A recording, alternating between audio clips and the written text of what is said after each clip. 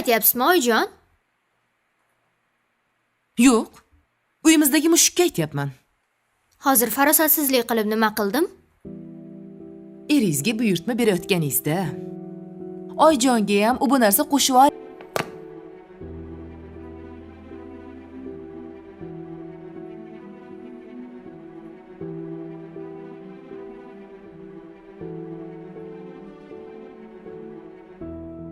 Oling.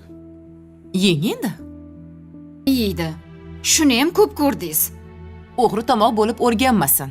Hamma bilan birga o'tirib yesin. Ayisi xursand bo'lmaysizmi? Sog'lom bola tug'ib bersa o'zingizga yaxshi-yu. Bo'ldi, ko'p gapirma. Vijiliysan, tinmay. Shirinligini yeb ko'r.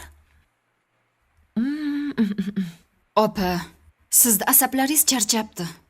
O'zing charchagansan. Asablarim joyida. Shunchaki qiliqlari yoqmayapti. O'g'lingizni qutqarish uchun shu qizni o'zingiz yoqtirib kelin qilgandingiz. Nozim, Tushundingmi? Sen ham o'rgan kelin tutishni.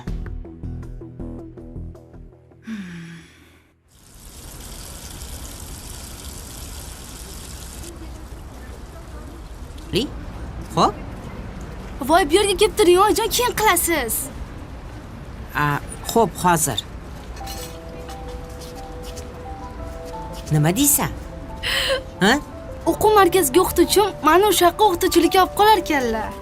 Men ishga Mashina olgin, keyin bir gap bo'lar. oyijon, Alice uchun to'lagan pulimizni ham qaytarib berishadi. Nimaga qaytaradi?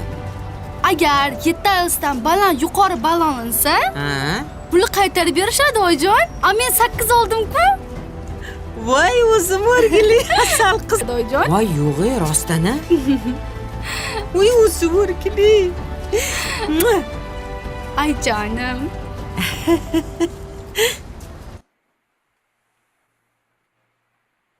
Yesang bo'lardi.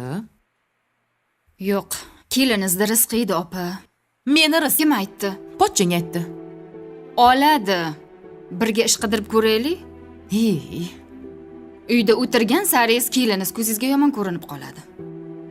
kelinim ko'zimga yomon ko'rinmayapti. Kelinimni tarbiya qilyapman. Nima qilay tarbiyasiz bo'lsa? Yaxshi gapirib tarbiya qiling.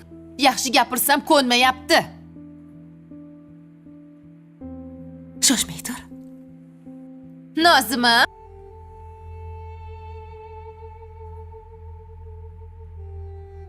Opa. Bo'ldi qiling. O'rgan. Kelinga muomala qilishni.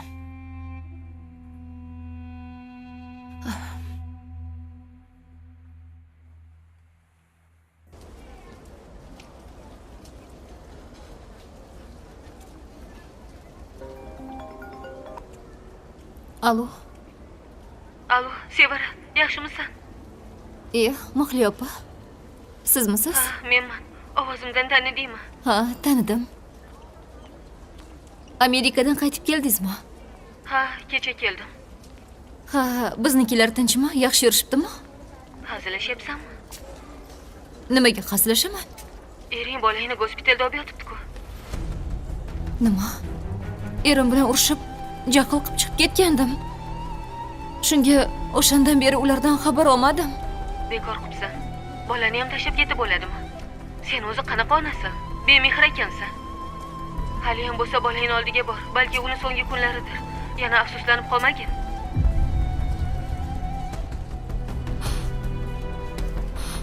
Xudoga chayib yeydi. Uyingizda aytishmaganmi? Bunda chayib yeng. Yeganmiz biz. Kranda chayib yerdik-de, oyijon. Boya mana bu yerda shunday yeb tashlading-ku. Shirasi qolmaydi-de. Qaraya, tili ham ikki qarich. Gapdan qolay demaydi. Gap desang qop-qop, ish desang naryoqdan top. Menga qarang. Mashinani ham kaltini olib chiqing, xo'pmi? Ana shu uyda yashaysan biz bilan birga. Oilaviy haligi iqtisodiy ahvolimizdan xabardor bo'lgin. Ha, deb eringga bu narsani dastavka qiling, olib kelib bering demagin, deb aytyapman-da. Erni pulini ham tejashni bilish kerak, erni boy qilish kerak. Oyijon, Nima qildim?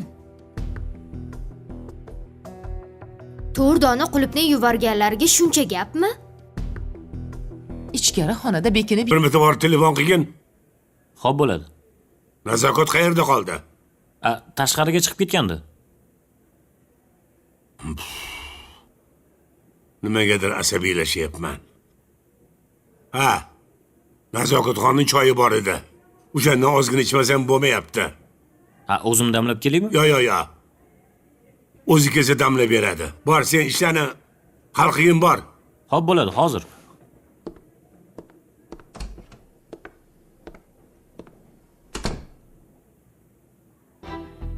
Bugun dushmanlarimizni asli yuzini ko'ramiz.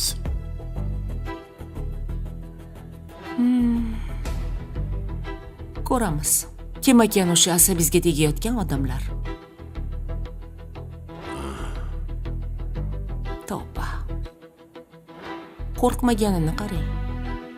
Yuragi ikkitami deyman?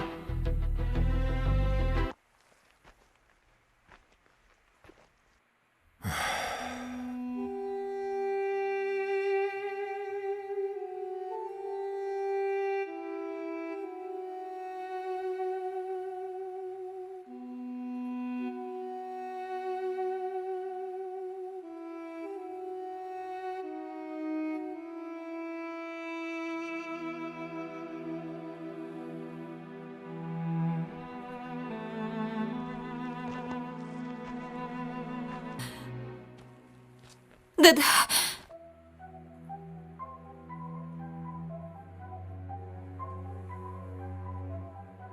Ha qizim, tinchlikmi? men ketishim kerak. Qayerga? Bolamni mazasi yo'qmish. Amerikadan qo'ng'iroq qilishdi. Nima bo'pti? Leykoz bo'lganmish. Leykoz? U qanaqa kasallik? Yomon. Dada, tranzit reis bo'lsa ham ketaman. Iltimos, tezroq hal qilib bering.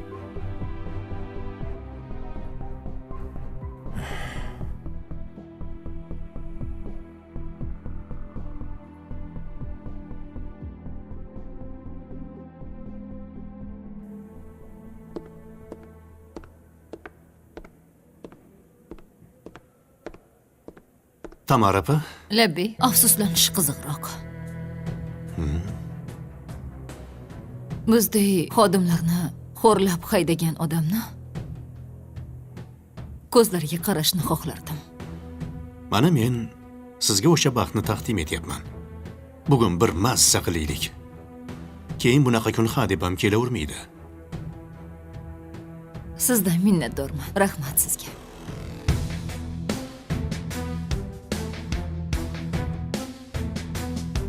Zo'rg'a yurgandilar. Nazokat ishchilarga maosh bermayotgan ekan. Hozir ichkariga kirganimda shu gapni gapiraman. Ha, opa, siz ham o'zingizga yetguncha sizda qo'ymaysiz. Bu hali boshlanishi afzal.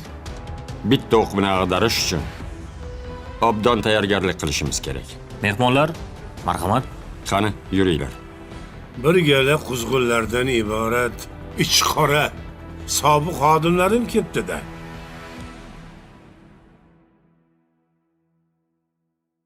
Taqdir charxpalagi shunday aylanadiki, gohida kechagi do'sting bugungi dushmaningga, bugungi chorasiz ojiz esa ertangi qasoskorga aylanadi. So'nggi bor serialning 74-qismi bizga aynan mana shu achchiq haqiqatlarni, yillar davomida to'planib kelgan nafrat va pushaymonlikning portlashini ko'rsatib berdi.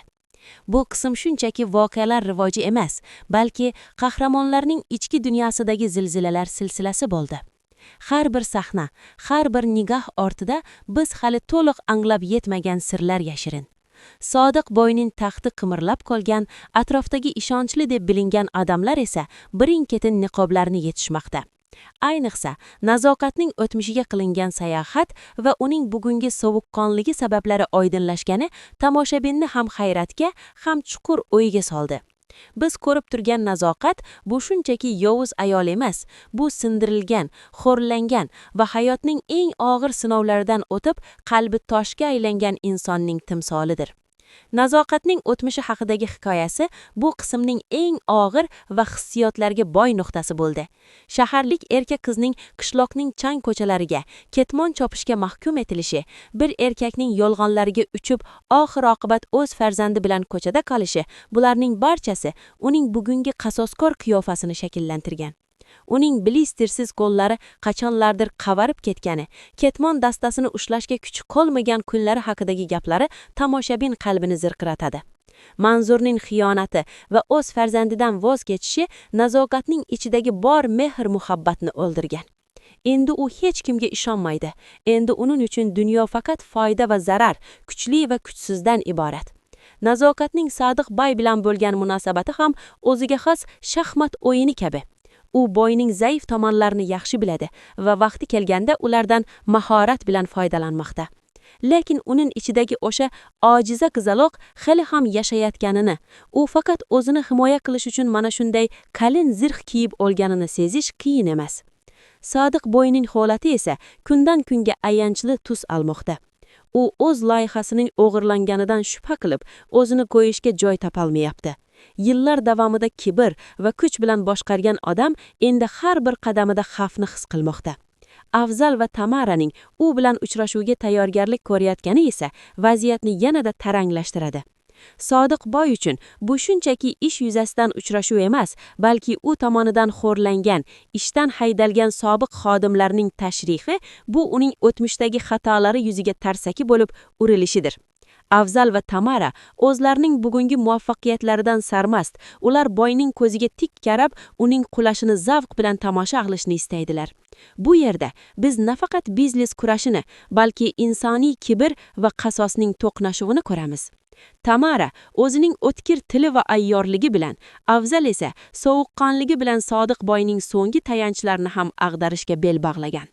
Serialning yana bir o'ta emotsional liniyasi bu Sevaraning fojiasi va Zarina bilan bog'liq quvonchli xabarlar orasidagi kontrastdir.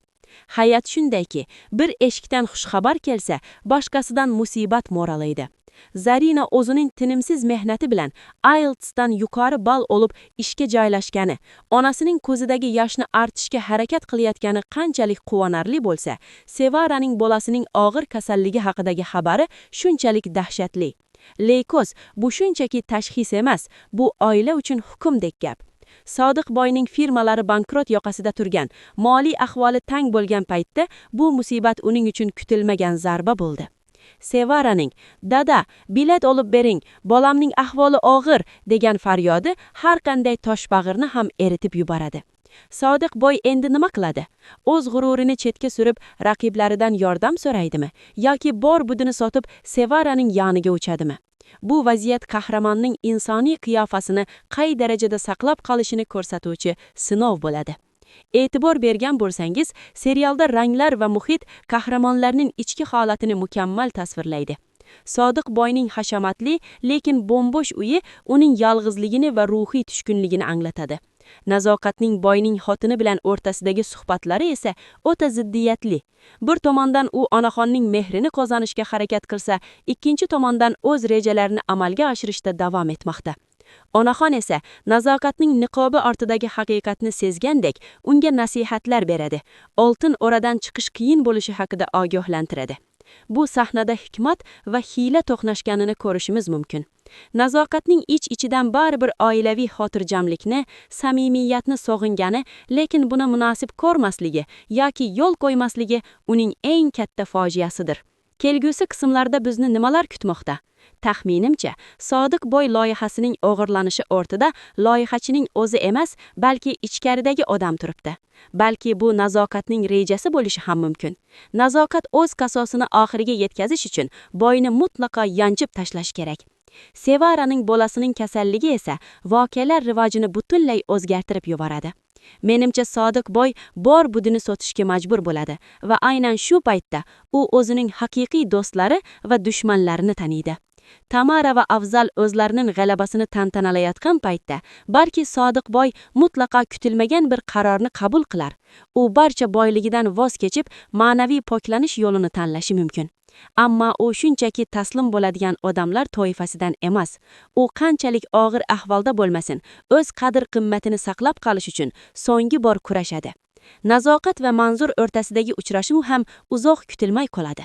Nazoqatning ichidagi dardi tashqariga o'tilib chiqishi va u Manzurdan o'zining yoshlikdagi xo'rlangan yillari, atasiz o'sayotgan bolasi uchun hisob so'rashi serialning eng yuqori nuqtasi bo'ladi. Manzur o'z xatolarini anglab yetganda esa kech bo'lishi mumkin. Sevaraning taqdiri ham bizni katta hayratga qoldiradi. Uning Amerikadagi hayoti biz o'ylagandek silliq emas, balki u yerda ham katta xiyonatlar va yolg'onlar borligi ma'lum bo'lishi mumkin.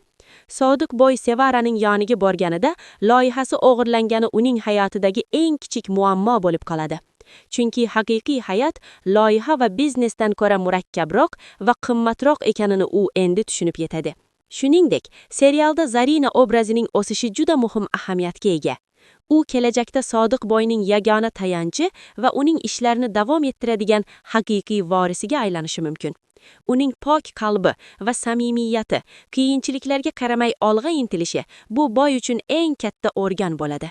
Zarina IELTS ballarini onasiga aytib yig'layotganida bu shunchaki quvonch yaslari emas, balki ular boshidan o'tkazgan og'ir kunlarning yakuniga bo'lishiga bo'lgan umid yoslari edi. Sodiq boy bu qizga qarab o'zining xatolari, adolatni qachon boy berganini anglash boshlaydi. Voqealar shunday nuqtaga keldiki, endi ortga yo'l yo'q. Har bir qahramon o'z tanlovini qilib bo'ldi. Nazoqat qasos yo'lini, Tamara va Avzan xunrezlik va kibr yo'lini, Zarina esa halollik yo'lini tanladi. Sodiq boy esa hayot va mamot o'rtasida turibdi. Kelgusi qismlarda Avzal va Kamaraning Sodiq boyning ofisiga kirib kelish sahnasi o'ta dramatik bo'ladi. Sodiq boyning sobiq xodimlarning kibrli nigohi ostida qolishi, balki loyihasining qo'lma-qo'l bo'lib ketgani haqidagi xabarni eshitishi uni ruhan sindirishi mumkin. Lekin aynan shu sinish nuqtasi uni haqiqiy o'zligiga qaytaradi. U endi boylik uchun emas, balki qadr-qimmat va farzandlari, nevaralarining hayoti uchun kurashishni boshlaydi. Serial bizga shuni o'rgatadiki, hech qaysi gunoh jazosiz qolmaydi va hech qaysi yaxshilik unutilmaydi. Nazoqatning fojiasi bu o'zgalarning xatosi tufayli yuzaga kelgan fojia, lekin u o'z dardi bilan o'zgalarga ham azob bermoqda. Bu doira qachonlardir uzilishi kerak. Balki Zarina yoki onaxonning samimiy duolari bu nafrat zanjirini uzib yuborar. Tamara va Avzal esa g'alaba qozondim deb o'ylaganlarida taqdir ularning o'ziga kutilmagan tuzoq tayyorlab qo'ygan bo'lishi shubhasiz, chunki asossiz kibr har doim qulash bilan yakunlanadi. Tomoshabin sifatida biz keyingi qismda nafaqat uchrashuv tafsilotlarini, balki qalb jarohatlarining qanday davolanishini yoki aksincha yangi yaralar ochilishini kutamiz. Sodiq boyning Sevaraga qanday yordam berishi, Nazoqatning navbatdagi qadami nima bo'lishi va boyning sobiq hamkorlari bilan bo'ladigan jangi bizni ekran qarshisiga mixlab qo'yishi aniq. Taqdir hali ko'p kutilmagan sovg'alarni tayyorlab qo'ygan. Serialning nomi so'nggi bor bo'lishi bejiz emas, balki bu qahramonlar uchun xatolarni tuzatish, kechirim so'rash va yangi hayot boshlash uchun berilgan haqiqatdan ham so'nggi imkondir. Bizni oldinda hissiyotlar to'foni kutmoqda. Har bir sahna o'zida ulkan bir hikoyani tashiydi. Serialning har bir detali, hattoki Nazoqatning stol ustidagi yuvilmagan qulupnaga bo'lgan munosabati yoki onaxonning mungli nigohi kelgusidagi katta voqealardan darak beradi. Har bir so'z, har bir nafas serialning umumiy manzarani to'ldirib boradi. Shunday ekan, bizni bilan qoling, chunki haqiqiy drama endi boshlanmoqda. Sodiq boyning qulashi uning ma'naviy yuksalishining boshlanishi bo'ladimi yoki u mutlaqo yo'qlikka mahkummi? Nazoqat o'z qasosini olgach baxtni topadimi yoki uning ham dunyosi qorong'ulikka g'arq bo'ladimi? Bularning barchasiga keyingi qismlarda guvoh bo'lamiz. Voqealar rivoji shunday tezlashdiki, endi har bir soniya g'animat. Taqdir o'z hukmini o'qishga tayyor turibdi, biz esa faqatgina bu buyuk sahnalar tomoshabini bo'lib qolamiz. Har bir uchrashuv, har bir so'z hayotiy xulosalarga yetaklaydi. Kutamiz va ko'ramiz, haqiqat qachon va qanday ko'rinishda yuzaga keladi. Zerikarli sahnalar yo'q, faqatgina hayotning o'zi kabi shafaqatsiz va go'zal haqiqat bor.